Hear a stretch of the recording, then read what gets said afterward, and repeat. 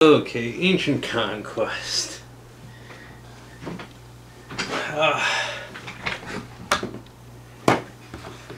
do I say? This is a game that was republished primarily for nostalgia reasons, I think. And I think most people who wanted it or bought it, it's for that reason. As such, well, we could judge it on either it's when it originally came out and or whether or not it deserved a reprint. I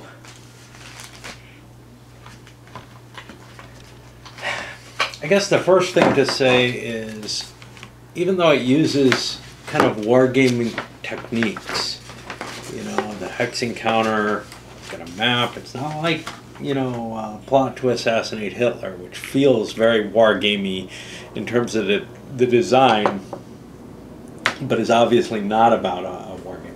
You know, this one's got specific units, it's got your regular combat results charts, and all very simplistic, but okay, you know.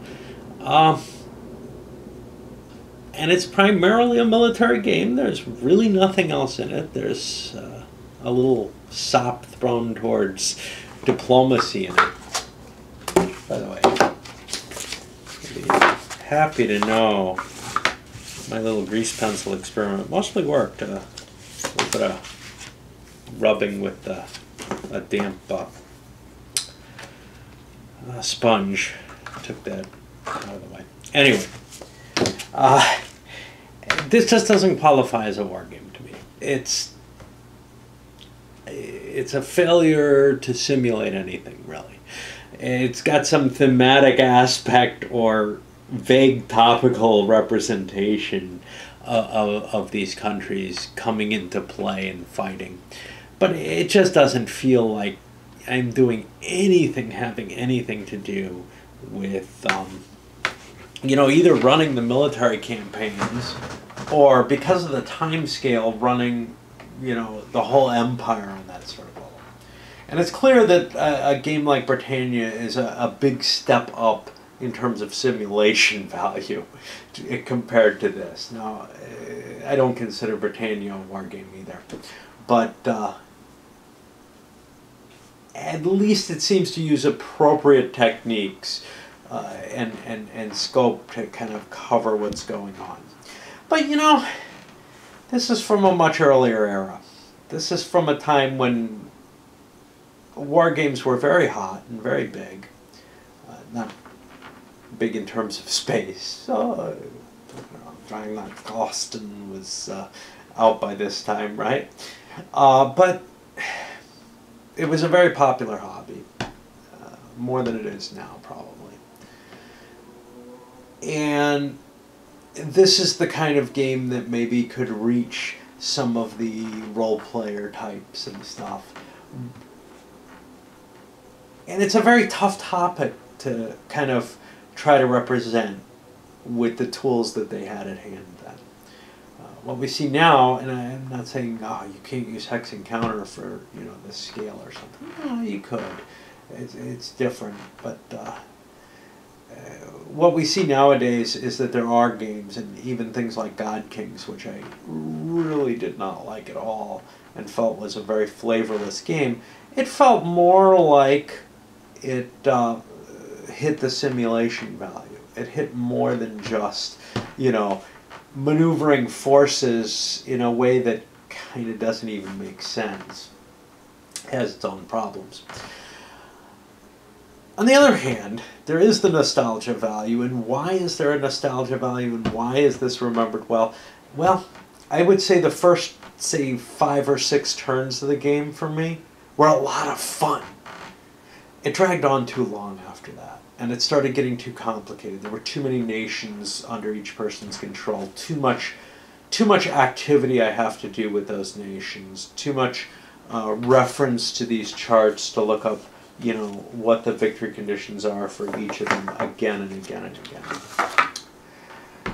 But I can see where, you know, at that time especially, people we're kind of craving something a little different from, you know, your Avalon Hill Classics or what SPI was putting out at that point.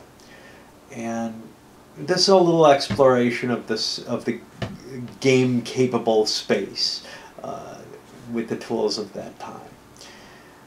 It's not terribly innovative in terms of the actual mechanisms used in the game, but the idea of trying to do something of this scope, I think was. And, you know, you can look towards later attempts, things like Civilization, Britannia, that really kind of did a better job. But there's a sort of real beer and pretzels kind of, let's just throw troops at each other and roll some dice and have some fun. That I think works pretty well with this, and that's why it would have that nostalgic feeling for people. On the other hand, there were a lot of kind of fantasy, war game-ish type things that are on about the same kind of scale. And you kind of wonder, with them, is this simulating a real vision or not? This is clearly not simulating the reality in that era. Just the ability of these armies to, you know, swing out and camp out in totally different areas for long periods of time and stuff like that. I mean, there's just so much that I don't even want to. I don't even want to go there anymore. But what about the game itself? Well, like I said, there's some there's a tiring factor to it as it goes on. It's a little too long for the shits and giggles type of game that I feel like it should be. The particular the rule set itself has ambiguities. It has huge omissions. You know, I mean, like.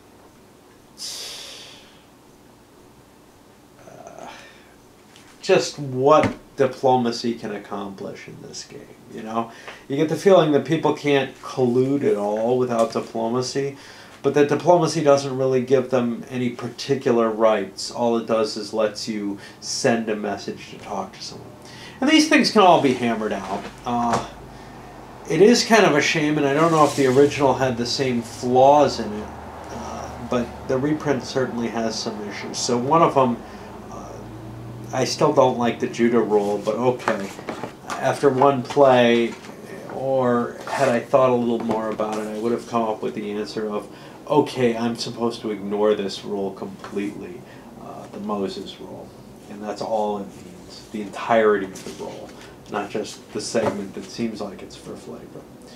But the fact that the player who controls Judah has actually not 40 points. They have 37 points available. And everyone else has 40. And it claims they have 40 available. That's troubling. I don't know how big a deal it really is, because I'm really not convinced that this game, well, I don't think the game itself is liable to be balanced. I don't know how much that matters if you have 4 people who are very familiar with it, because they can kind of self-balance the game, and that'll work for that.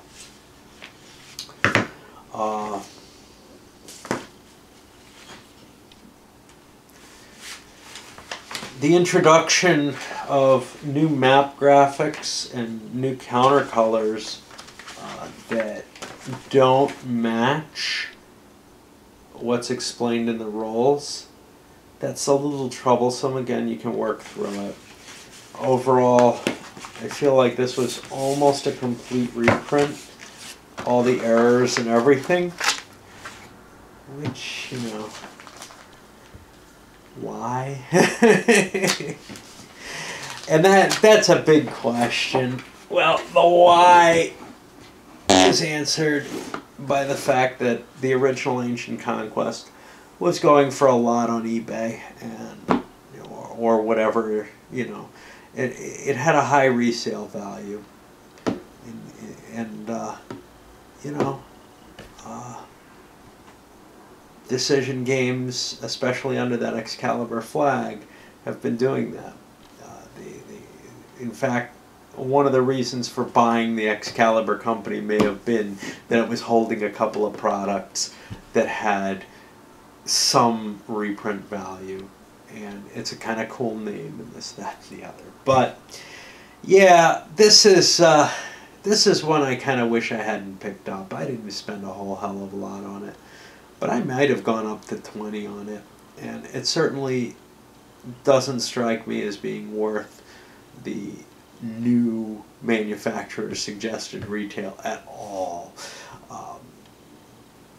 You know, it's the kind of thing that you might get a good bit of fun out of, but there are a lot of little pocket games from the same era that I'm convinced I would get the same amount of fun out of.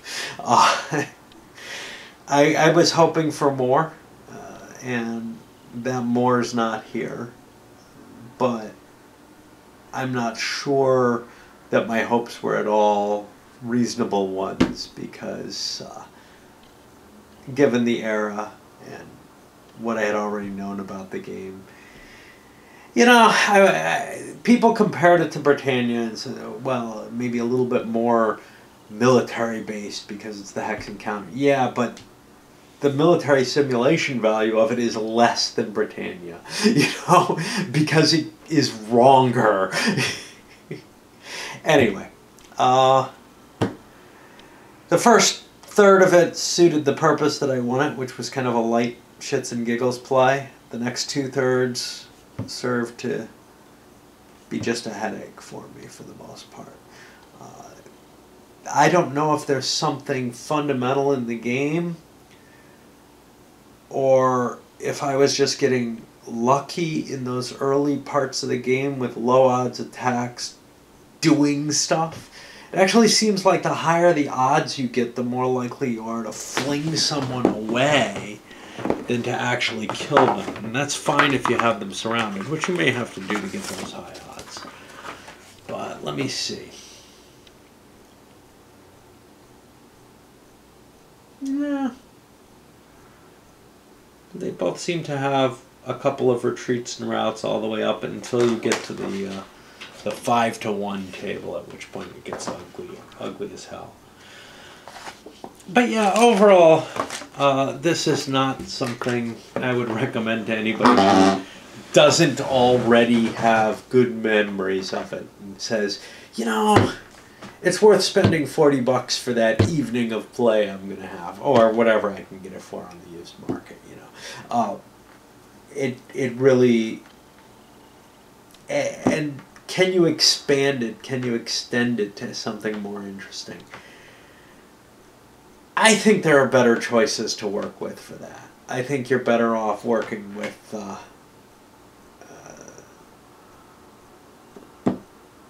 I don't know. I'm trying to think, because of the era, the period that the game represents is pretty damn poorly represented so far. Genesis is coming out by Berg, hopefully, at some point, although I pulled my pre-order and I'm still debating it. I want to know more about it. Maybe it'll be a sale item for me or something. Assyrian Wars is, I think, the top of the line game in this period, but that's a beast of a CDG. That's probably the heaviest CDG out there that I've seen, certainly. God Kings is a much lighter CDG, covering more of an abstracted type feel, and I think I actually prefer this to it. So, you know, there you have it. There really isn't much on this period, and I was hoping maybe there was, you know, maybe this was a more ambitious game that somebody didn't fill in all the holes for, just because there isn't really a lot written about it, and nobody did any videos on it before this. So I was curious, and probably should learn not to be so curious.